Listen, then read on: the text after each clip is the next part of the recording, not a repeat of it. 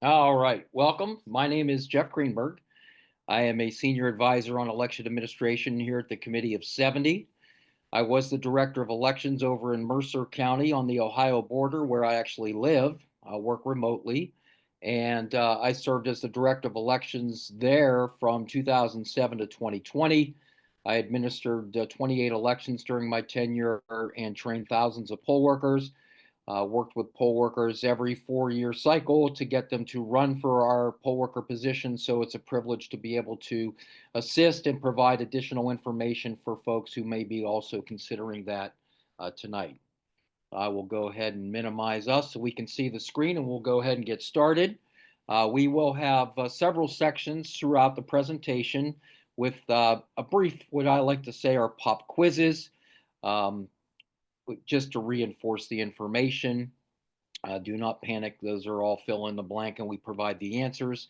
If you want to come on camera, um, off mute and answer those, you are welcome to. If not, I can definitely take care of them. So I will leave it up to you as we get through each section. So who are we? We are the Committee of 70 and the League of Women Voters of Pennsylvania. Combined, we are more than 2 centuries old and believe that when more people vote, are better informed, democracy wins. Committee of 70 has been around since 1904 and has led the effort in Philadelphia and beyond to make our government more representative, transparent, and accountable.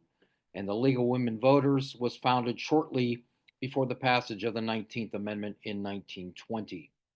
Both orgs have been and continue to be nonpartisan civic leaders, and together with our partners, we are here to provide citizens with everything they need to vote this year and every year after. So, what are the goals of our today's sessions?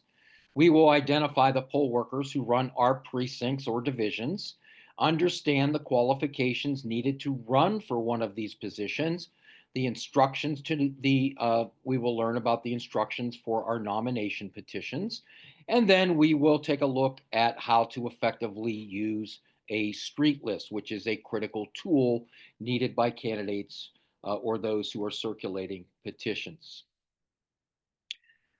You can only be a poll worker in the county where you are registered to vote. Students age 17 can also serve, but with special requirements. You cannot be a federal, state, or municipal employee. This includes school district employees and committee people who are representatives of their parties. They can be poll workers, but as you might imagine, they must remain politically neutral on election day while they are working. And all poll workers must also remain politically neutral on election day, including even what they wear. So we have more than 9,000 election precincts or divisions in Pennsylvania. And ideally, each of them would have 5 people working each election. So that is more than 45,000 Pennsylvanians who are needed twice a year so that we can administer and deliver elections to our voters. Each precinct has a judge of elections, a majority inspector, minority inspector, clerk, and machine inspector. The first 3 positions are elected, and that's what we will be focusing on today. The last 2 are appointed. So which of these 3, let's talk about the 3 that are elected. The judge of elections, this is the boss in each precinct, the supervisor. They are responsible for overseeing all election day activity and personnel, for making sure the precincts get open and closed on time, for all of the paperwork that's required to be filled out at each polling place, picking up the materials and supplies ahead of election day, and then making sure those supplies get delivered back to the county after the polls close election night. And they also swear in the other election board workers on election day morning. The inspectors actually only appear on the ballot under one title, which is Inspector of Elections. And what happens, or how Pennsylvania law works, is in the primary, each major party has the opportunity to nominate one inspector, one winner.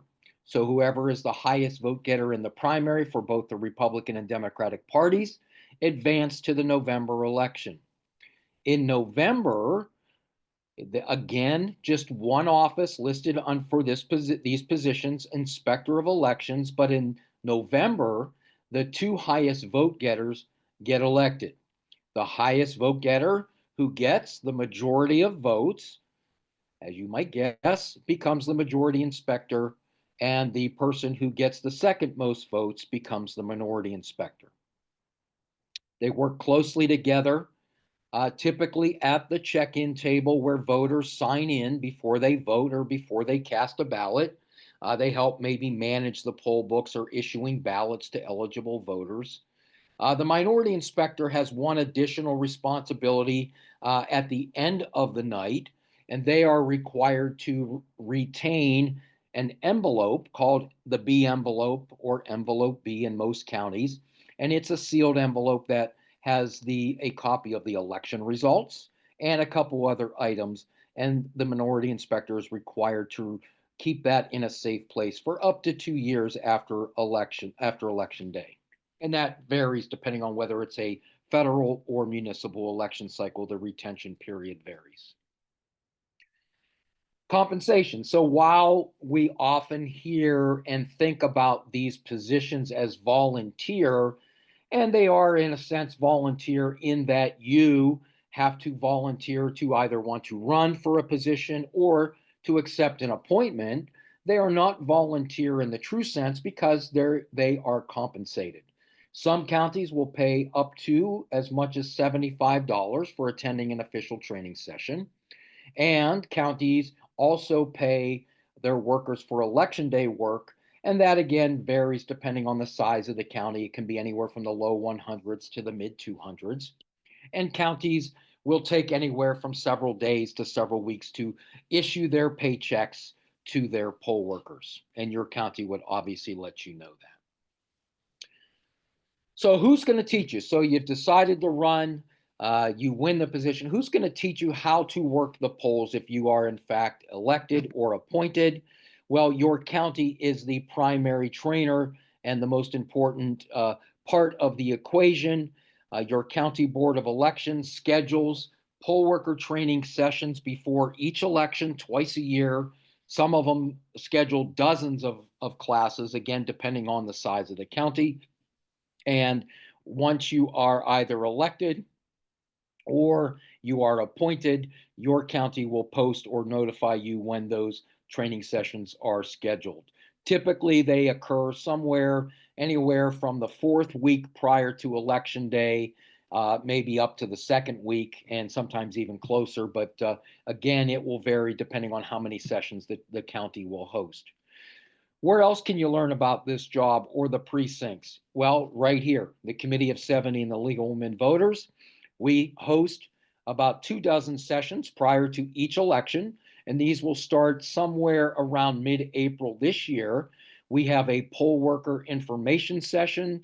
We offer probably about a dozen of those. And then we split up the other dozen between the next three that you see here, which is e-poll book training for Philadelphia only poll workers. We also have several sessions on the rules for our poll watchers. The poll watchers are the observers who are working for the parties or candidates. And then we have also added several sessions on de-escalation training. And again, just to provide some high level view of tools that you as a poll worker might be able to lean on if in fact you encounter a situation that gets a little bit out of hand on election day. Other options, we host a Facebook page called the Poll Worker Caucus, more than 700 members at the moment, and are made up of all poll workers.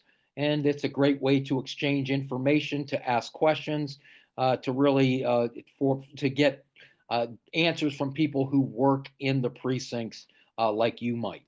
And last but not least, give yourself a little bit of grace. Number one, as you are learning information today, if you attend any of our other information sessions, or when you go to your, most importantly, your county election board training, It can feel confusing. It can feel overwhelming at times, especially the first time you hear all of this information. Give yourself a little bit of grace. Once you get into the precinct on election day, uh, that picture will hopefully clarify pretty quickly for you, and you will have folks who will be holding your hand and assisting you throughout the day. So, qualifications to run. So our poll workers in Pennsylvania in every county are elected to 4-year terms with no term limit. So you can work as many years as you would like. And we've had poll workers who worked decades and decades. And these always appear on the ballot in the year immediately following a presidential election. So this year, since we obviously just had our presidential election last November, to run for one of these elected positions in the primary, you must be 18 years of age and a registered voter in the division or precinct that you wish to represent. Again, if you are a municipal official or employee, unfortunately, the law does prohibit you from political activities, including serving as a poll worker. There are two ways to run, and we've had poll workers who did both of these. They're very common. You can run as an official candidate. So if you choose this option, this is the option where your name would appear on the official ballot presented to voters.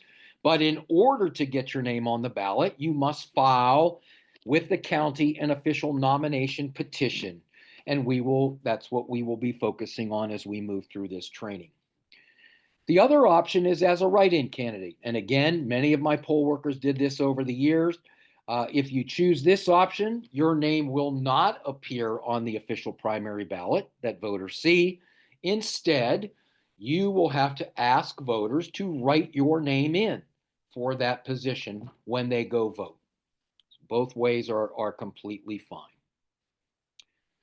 Before you run again, we highly recommend you contact your county election office.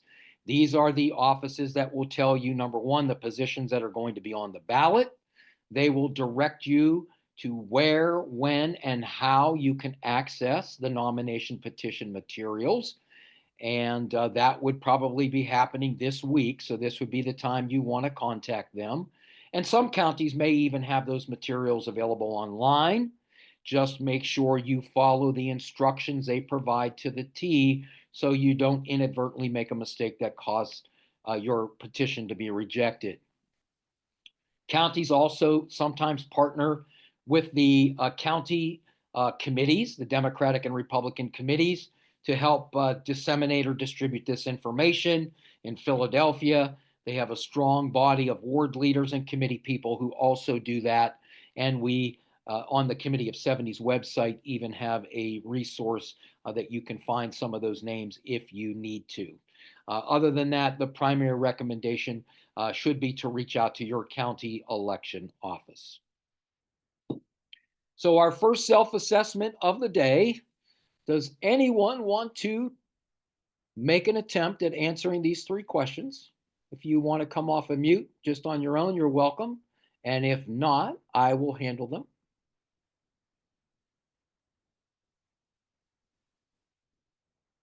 All right, I will take care of them. No problem at all. So these are just to reinforce the information that we've just discussed. To run for an elected board worker position, you must be 18 years old. In order to appear on the ballot in the primary election, you must also be a registered voter in the division or precinct you wish to represent. And before starting the process of running, it's a good idea to contact your county election office to learn more about the responsibilities of the role. So let's take a look at the nomination petition packets. And you can see the big manila envelopes on the right here. We used very similar, identical envelopes in our county. And we would have to put hundreds of these packets together ahead of the petition period for all of the municipal local offices that were going to be on the ballot, that are going to be on the ballot this spring, including township offices like supervisors, auditors, borough council, county offices, all kinds of offices, school board races, and of course our poll workers. So the counties are putting together hundreds of these packets, probably in Philly, thousands of them, to prepare for their candidates who are coming in to pick them up, or again, to make them available online. Included in those would be the petitions themselves, the instructions, the detailed instructions, and a street list, which has a compilation of all of the registered voters in your precinct. The nomination petitions are the legal documents to get you on the ballot that are signed by the voters who are registered in your precinct and of your political party, and that is what you must file with your county election office. Again, these documents can be picked up at the county offices. The dates will vary, but if you are considering running, and we're going to see the circulation dates here in a moment, this would be the time to reach out to find out when those are available if they aren't already available. Again, some counties will provide these forms on their websites that you can print out on your own. And in Philadelphia and other places, the county's party committees or ward leaders in Philly will also be a potential resource for acquiring these petitions and the instructions. Just make sure, regardless of where you get this information, the candidate is ultimately responsible for confirming the information is correct, that what they submit or bring back to the county to file is correctly filled out. Do not ever be afraid to call your county election office as you are doing this process. If you should have any questions, don't guess. They are more than happy to help give you the correct answer. So these are the important deadlines for Democrats and Republicans who will be circulating petitions now to get on the primary ballot. The first day to circulate is Tuesday, February 18th. So you only have a couple days. And again, we normally would make our petition packets available to our candidates at the end of this week, the Wednesday, Thursday, Friday before the circulation period began, so that candidates could get them, kind of go over them, ask any questions if they needed to. But Tuesday is the first day. You cannot collect any signatures before February 18th. The last day to circulate and the deadline to file your petition is March 11th. One thing we always recommend, if possible, don't wait until March 11th at 4:30 or 5 p.m. when the county office is closing to walk in the door to file. The main reason is if you've made a mistake or you forgot to do something that you cannot fix at the counter, then you will not have time to fix it. Get your petitions done as early as possible. Get them to the county long before March 11th, if possible, as well. That will give you a chance to resolve an issue if there is one, or to fix a mistake, or to go collect another signature or two if you did not have enough good signatures for some reason. March 18th is a day we always emphasize to our candidates because that is a day that anyone up through that date, anyone in your party can file an objection to your petition. So they believe you did something incorrect. Maybe they believe the people who signed your petition aren't registered in your party, or that you aren't a resident of the district, whatever it might be, they could potentially file an objection up through March 18th. After March 18th, we told our candidates and tell our candidates, you can take a breath, you can exhale. If there have been no objections filed to your petitions as of that date, then you know you're good to go. You will be on the ballot. The other 4 dates listed here are just FYI dates, basically for your information: registration deadline, deadline to apply for a mail ballot or absentee ballot, the deadline to return those ballots, and the date of the municipal primary. So those are just, again, more for your information. Again, there is always a 3-week period where people can circulate petitions in order to get on the ballot for Democrats and Republicans. What happens if you're not a Democrat or Republican and you would like to circulate to get your name on the ballot for one of these positions? You have another option, and we have provided for in Pennsylvania law nomination papers which are similar in form, just a different name than nomination petitions, just so we can differentiate between the two. And these are for independents or any third party voter or registered voter in Pennsylvania who wants to get on the ballot for a position, not just our poll worker positions. That circulation period is different. It actually begins on March 12th and it goes through August 1st. The reason the law has allowed a longer time period is typically for larger offices, larger races like state rep, state senate, maybe even like a county commissioner. There is a different signature or could be a different signature requirement, which is based on a percentage of the vote in the most recent November election, and the county will calculate that for you. So if you are an independent or third party, you don't have to guess how many signatures you need. Your county election office will calculate that percentage, and it can be more than the D's and R's need, but it can't be less. For our poll worker positions, it is unlikely it will be more, if not much more, but it will be relatively little, and we will talk about the numbers here in a second. Again, objections can be filed up to a week after the filing deadline. Don't wait until August 1st if you're an independent or third party to file. And the last four dates, again, FYI dates for voter registration, for mail-in and absentee ballot applications and return, and the November municipal election date. Some practical tips for ensuring your petition is completed correctly so that your name gets on the ballot. You don't want to go through all the work and then have something trip you up. For those who are printing the form, we talk about this first because we worry more about these folks than the people that are picking up the packets from the county directly. Once you've generated the form, you will see the petition. It has two sides. It is a front page and a back page. It is mandatory that you print that double-sided. You cannot print that petition as two single-sided pages and staple it together. It will be a fatal defect. It will not be accepted, and you would have wasted your time, unfortunately. We have had candidates who made that mistake over the years. So again, it is important that if you are printing your own materials, that you follow the instructions that the county will provide on their websites to the letter. The top of the front page has a section where the candidate fills in their information.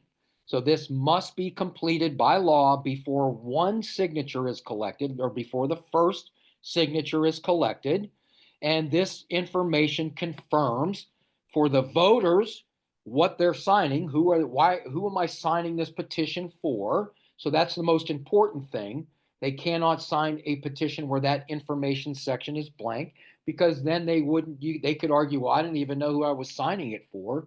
And that information obviously helps the election officials, the county election officials, to know whose petition they are receiving when you file it. Here is a look at a top of an old Philadelphia nomination petition. And again, this is just the top part of it. And while it looks slightly different than you might see in other counties, the information is essentially the same that's required on the top of all petitions, which is your name. And primarily you would want to your name as you are registered to vote, your occupation, which is something that's kind of been a holdover from when these petitions were designed decades ago. It was a way for counties to be able to figure out if it was John Smith, the electrician, versus John Smith, the plumber, who was running for an office, your street address, and then lastly, in Philly, you will include your ward and division, as you see here. In other counties, they may just ask you for your precinct. So whatever precinct, in my case, I'm registered in Shenango Township West here in Mercer County. I would list that for my precinct. This is what the front page of the petition will look like, very similar. So we just saw the top third there. The rest of that front page is space for voters to sign. There are a number of fields that each signer must complete. People are often in a rush, so that they may not take the time to carefully read the fields. One thing we always recommend to our candidates or the who are running or the circulators, your signature can count towards one of the signatures you need. So if you are a registered Democrat running for a Democratic inspector's position, you can be the first person to sign that petition. We suggest that so that hopefully you do it correctly, and then everyone who signs thereafter will model what you did. People often copy the style of the line above them, so by going first, you can set the standard for people to follow. The law requires, and it is important to note, each voter must complete all of the information themselves. Candidates cannot pre-populate any of these boxes on the form. Here's a close-up of the first 5 lines, so just so you can see it better. And again, this is from Philly. You might not see the different languages in other counties. It might just be in English in most counties. You would have, and this is important to note, because we also see mistakes here. The first column is asking for the voter's signature.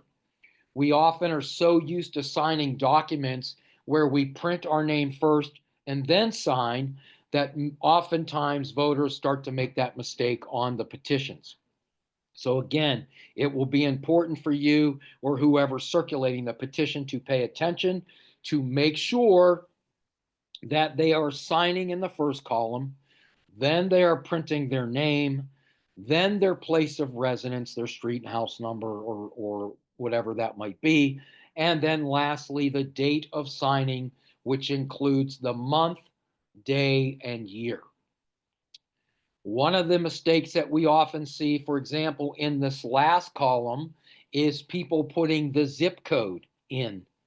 And once they put the zip code in, guess what happens to everybody who signs after them? They also put the zip code in, and every one of those signatures will not be accepted if they don't have the date, if they have the petition.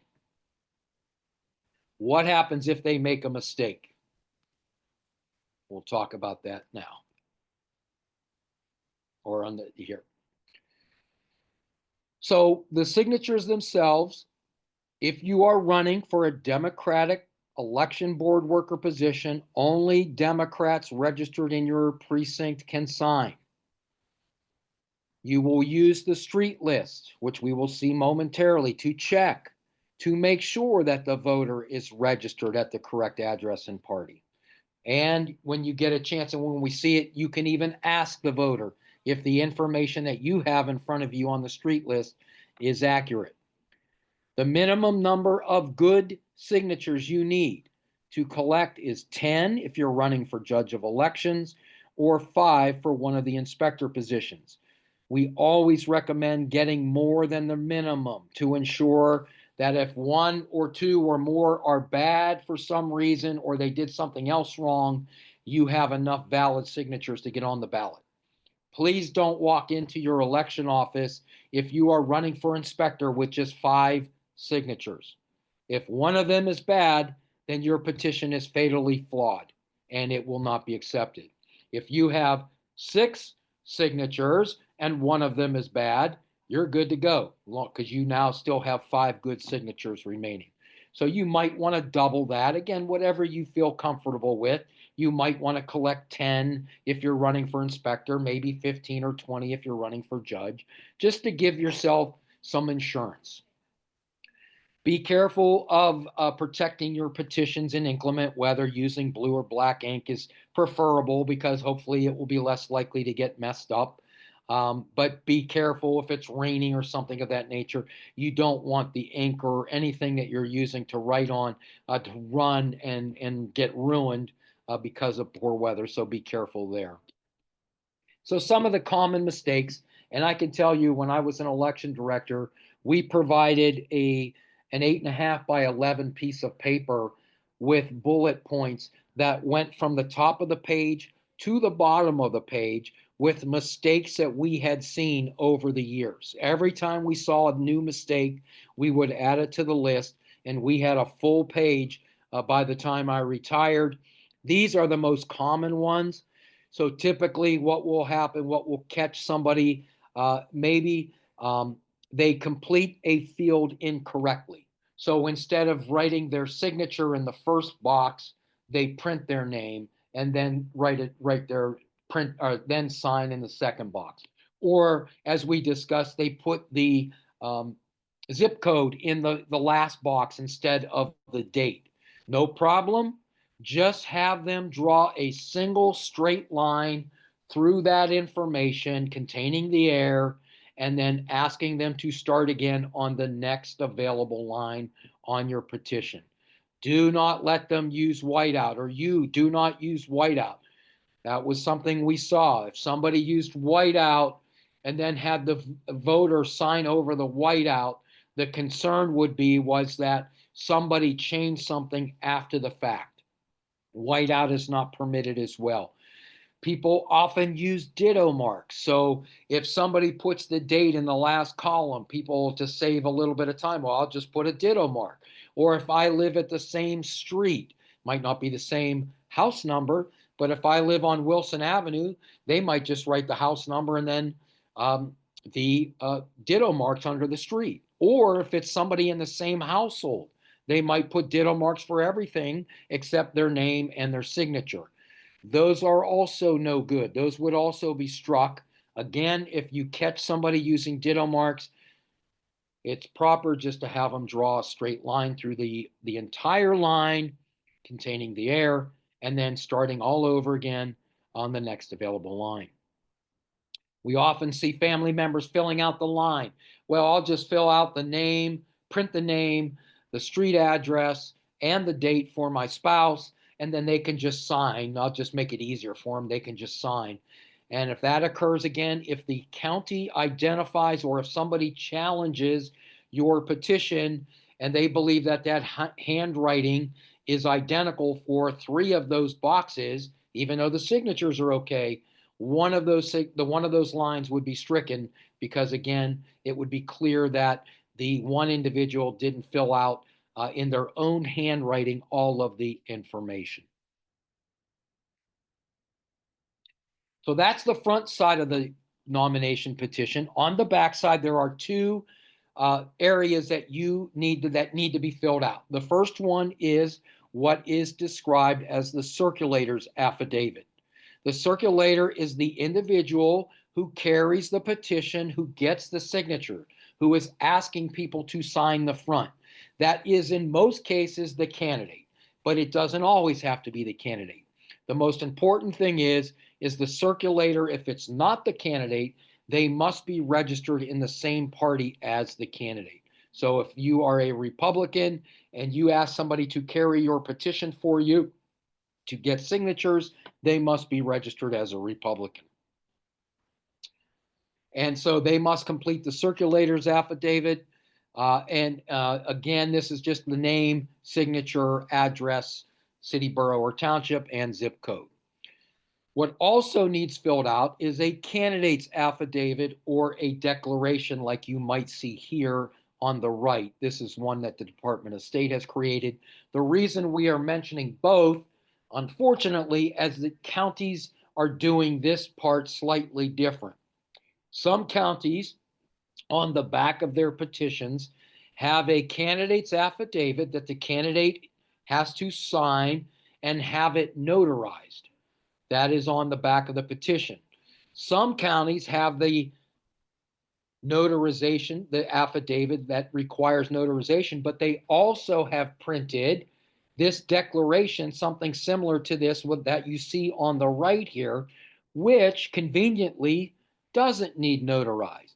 And so that's a little bit less of a hassle. You don't have to go to a notary. You don't have to pay the notary. So the declaration, if it's on the back of your petition, you can do that easily. If it's not, some counties will give you this declaration as a separate piece, but you will need to file either the affidavit and have it notarized or the sworn statement with your nomination petition. I think most counties are printing the sworn declaration on the back of the petition to comply with the law. But again, ask your county if you are unclear when you get your petition packet exactly what you need to fill out. Our next pop quiz, and I'll just run through this to make it easier for you. Nomination petitions are documents signed by voters registered in your precinct and of your political party, and then submitted to the county. There is a 3-week period where you are permitted to circulate nomination petitions in order to get on the ballot for the primary. Your information, your personal information, must be completed before any signatures are collected. And the minimum number of signatures you need to collect is 10 for judge of elections and 5 for inspector of elections. So what is a street list? This is a critical tool that lists all of the registered voters in a given division or precinct. They are organized by street and house number. They should be provided to you at no cost with your petition packet by the county. If for some reason you didn't pick your packet up from the county, some other folks might not have these available as readily, but you should be able to get a copy of this if for some reason you don't have it from your county, hopefully, or your political party or ward leader if they are assisting you as well. Let's take a look at this a little bit more close up. So you will see this is an outdated Philadelphia street list because it has commissioners who are obviously no longer commissioners in Philly, but you can see the street name listed across the top of each page, then the house numbers listed numerically along the left column, and then obviously those folks who are registered voters in each of those households or residents, the voter's name listed by last name first and then first name. And then on the right side, you will see a bunch of initials or letters, which is reflecting the party affiliation of each of those voters. And you may not be aware of this, but we have well over 100 party affiliations, believe it or not, in Pennsylvania. And so you will see a lot more than just ND and R, I promise you. And so just so you aren't confused, the easy thing to remember is if you are a Democrat, you can only get somebody with a D next to your name to sign your petition. And if you are a Republican, you can only get somebody who has an R next to their name to sign your petition. Do not be afraid to ask the voter before they sign the petition. You could even show them on the street list where they are listed. Hey, I see you're Jennifer James, right? Are you listed? You're listed as an N, so you can't. Unfortunately, you can't sign this. Patrick Mulholland, who lives in the household, yep, he's a Democrat. He can sign my petition. So it will be important for you to make sure that not only do you want to look at the street list, but don't be afraid to double check with the individual who's in front of you that the information is accurate. Couple circulation tips. Be mindful of the following: time. Too early or too late in the day may find people not home or otherwise occupied. Late weekend mornings, like around 10 a.m., are often a great time to catch people at home and after maybe they've had their first cup of coffee or tea. An effective introduction should include, hey, I'm your neighbor, John Smith. People are much less likely to dismiss you outright when they know you are a close neighbor. Not just I'm John Smith running for election, inspector of elections. I'm John Smith. I live 2 doors down. Or I'm John Smith. I live right around the corner from you. Nice to meet you if you've never met them before. I'm your neighbor. So that will certainly make them less likely to shut the door on you. Also, when engaging voters, be clear and direct with what you are asking of them. Hi, I'm John Smith. I'm your neighbor. I am running for judge of elections for our voting precinct. That's the place where you go to vote twice a year. These are the people that run the precinct, and I am interested in becoming one of them. And I have to circulate this petition to get my name on the ballot. would you be willing, as long as you are eligible, a registered voter of my party, would you be willing to sign my petition? And since you're already in front of them, they can now put a face to the name. Don't be afraid to ask them to vote for you. If they are willing to sign your petition, don't be afraid to say, hey, please remember me, please vote for me in the primary. Our next pop quiz, a street list includes all registered voters in a given electoral division or precinct, which is organized by street and house number. On the list, you will find a registered voters party affiliation next to their name. When trying to engage voters, late weekend mornings are often a great time to catch people at home. When trying to engage voters, introduce yourself as a neighbor and be clear and direct with your ask. So now you've done all the work.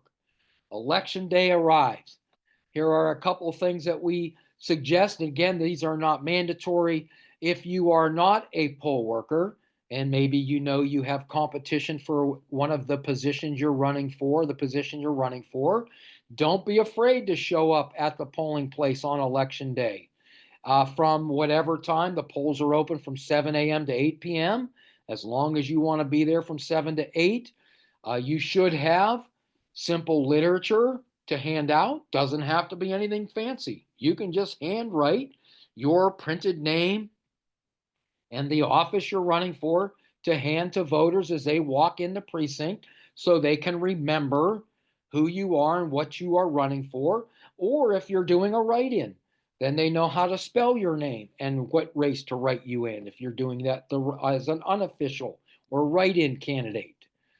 Don't be afraid to include a few strengths, bullet points, to remind people of your qualifications, whatever you feel would be something of value for people to know, whether you have previous experience as a poll worker or something else in giving back to your community. Unfortunately, if you are a poll worker, and some of you may already be that are on this call, you cannot, by law, electioneer, which means to encourage anyone to vote for you inside the polling place on election day. So when people are coming up to the table to sign in, if you are working one of the sign-in books, you can't say, hey, I'm John Smith running for majority inspector. Can you write me in? That's illegal. Sorry. You might want to have a friend or a family member standing outside doing that for you outside the polling room. Once the precincts close on election night, the results will be posted by the poll workers, required by law to be posted in a public location in every precinct. Hopefully, the poll workers in your precinct are doing so. And then you can look and hopefully get an unofficial idea of what happened. Remember, the judge and the other poll workers have many responsibilities to ensure that all of their materials, including the results, are delivered back to the county. So be respectful of their work and time. Do not do anything that will interfere with their ability to close the precinct. Also remember, results aren't official until the county certifies them. That can take up to 3 weeks. Remember, you are only seeing the in-person results posted at the precinct election night. You aren't seeing absentee and mail-in ballots. You aren't seeing any provisional ballots that might have been submitted. You aren't seeing any military or overseas civilian ballots that are able to be received. So you might have a 2-vote lead on election night at the precinct, but there might be 10 more ballots that are yet to be counted. So you're going to have to be patient, wait for the county to certify. If you have won your race, congrats. You will soon receive some notification from the county notifying you that you were the nominee in a primary, or if you've done that in November, as the winner of the race. Thank you so much for your time and attention. Please feel free to email me at jgreenberg@70.org. Happy to answer any questions at any time that are election related, poll worker related. You are welcome to come off a mute now, and I am happy to take as many questions as necessary or that you might have from this presentation or anything else election related. And if not, you are welcome to go on with your night and get ready for the big parade if you're out in Philly tomorrow. Yes, go ahead. I'm sorry. I know that you went through this, but is this the entire process is through the primary and then you are appointed in the general? You're not on the ballot two times, or are No, you? yes, no, you are. So You what you're are. Okay. doing is you're circulating petition. If you are a Democrat or a Republican, you are circulating petitions to get your name on the ballot in May. If you are the highest vote getter in your party in May, then your name will appear on the ballot in November. Then Okay. if you are if you're running for inspector, if you're one of the top two vote getters, you become one of the inspectors. If you're running for judge of elections, you have to be the highest vote getter in November, you then become the judge. The appointments occur when those positions aren't filled by elections. So counties have to fill dozens and dozens and dozens and sometimes hundreds every election that end up vacant for one reason or another. And many of our positions, people will not run for them this spring or November, and there will be open positions. And at that point, if nobody has won them by election, then the county will start looking for people who might want to accept an appointment. So presumably, if you get to the November ballot, you will be one of presumably there will only be two names, and it's just who's minority and who's majority. There's two wild cards there. So number one, you could have third party candidates Mhm. circulate nomination papers throughout the spring and summer to get their name directly on the ballot in November. So you will know typically by August 8th. So August 1st is the deadline. So you could contact the county, let's say August 2nd, and say, hey, did anybody that's a third party voter file for our race? So you would have an idea. Or after August 8th for sure, because even if somebody does, somebody could challenge their nomination paper. There's also the other wild card is people can do write ins in November. So let's say there is a D and an R who won the primary. There could be other Ds or Rs who may decide, hey, I'm going to ask people to write me in. And again, so the most important thing is you have to be the one of the top two highest vote getters. But there's no guarantees. If you're on the ballot, you have a big advantage, no doubt, over anybody who's attempting to do write-ins. But again, you're never guaranteed until you know for sure that the county has counted all the votes and certified. Got it. Thank you. You're welcome. Good questions. Any other questions?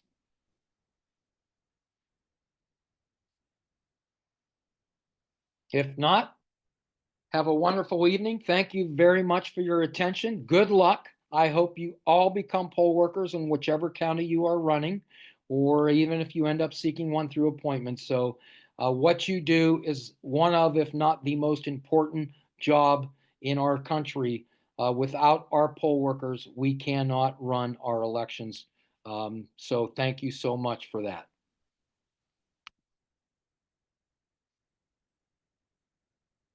And thank you for the thank yous. Everyone, have a great night.